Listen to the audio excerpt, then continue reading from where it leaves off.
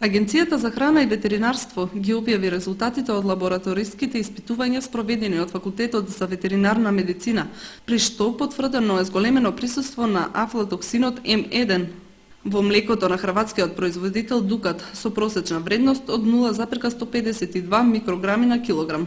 Станува збор за анализираните мостри од 360 литри трајно млеко од овој бренд, кои се наоѓаат под надзор на магазините на увозникот, односно кои не се пуштаат во промет. Овие количини со наредба на агенцијата ќе бидат нештетно уништени.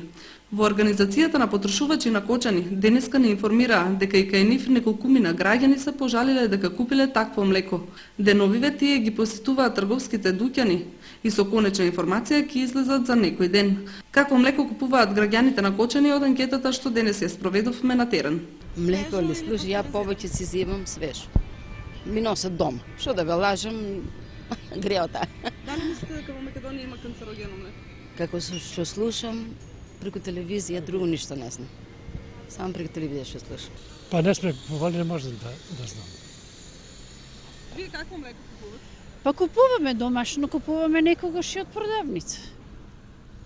А што да го осетиме? Ние не може да го осетиме. Слушаме на телевизија и се плашеме, да ти кажа. Свежо. Зошто свежо? Ти подобро. Не е замрзнато.